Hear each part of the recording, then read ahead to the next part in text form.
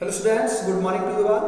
मैं जितेंद्र कुमार अपने YouTube channel JK math SDR में आपका स्वागत करता हूं। और आज मैं कक्षा 10 का भौतिक विज्ञान पढ़ाने वाला हूं। टॉपिक का नाम है गोलीय दर्पणों द्वारा परावर्तन के लिए चिन्ह परिपाटी।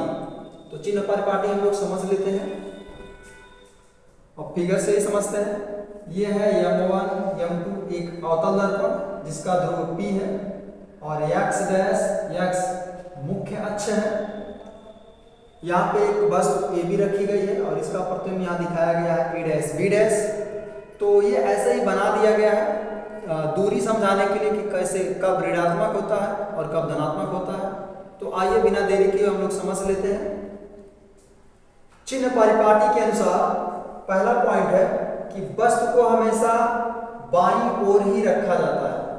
वस्तु हमेशा दर्पण के बाईं तरफ ही रखा जाता है। इसका मतलब यह है कि प्रकाश किरण सदैव बाईं ओर से ही डाली जाती है। ठीक है। और दूसरा पॉइंट है सभी दूरियां ध्रुव से मुख्य अक्ष के अनुदिश मापी जाती हैं। कोई भी दूरी हो, सभी दूरी ध्रुव के मुख्य अक्ष के ध्रुव से ही नापी जाती है और मुख्य अक्ष के अनुदिश नापी जाती है। मुख्य अक्ष के अनुदिश का मतलब यह है ये दूरी P से लेके x तक या P से लेके x डैश तक, यह है मुख्य अक्ष के अनुदिश। इस लाइन के अनुदिश ही आपको दूरियों को मापना होता है। यही कहलाता है कि मुख्य अक्ष के अनुदिश। तो आप समझ गए होंगे कि मुख्य अक्ष के अनुदिश का मतलब क्या होता है। अब अगला पॉइंट है पॉइंट नंबर 3।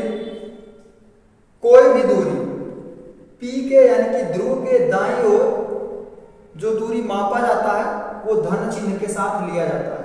आप यहां से देख सकते हैं ये ध्रुव है। ध्रुव के दाहिने तरफ कोई भी दूरी मापी जाएगी, जो भी इधर दूरी होगा वो प्लस चिन्ह के साथ लिया जाएगा। और चौथा पॉइंट ये है कि ध्रुव के बाईं तरफ नापी गई सभी दूरियां ऋण चिन्ह के साथ ली जाती हैं। ध्रुव के बाईं तरफ मुख्य अक्ष के अनुदिश नापी गई सभी दूरियां ऋण चिन्ह के साथ ली जाती हैं या ऋणात्मक मानी जाती हैं।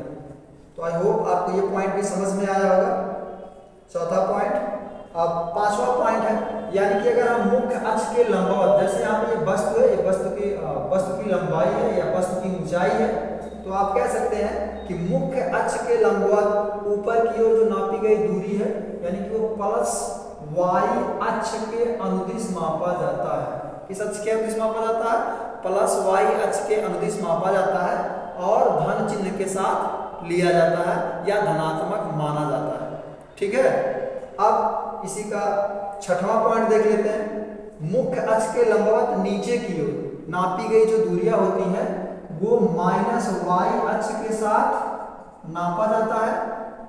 मुख्य अक्ष के लंबवत नीचे की ओर जो दूरी होती है वो माइनस वाई अक्ष के अनुदिश मापा जाता है और ऋण चिन्ह के साथ लिया जाता है या ऋणात्मक माना जाता है।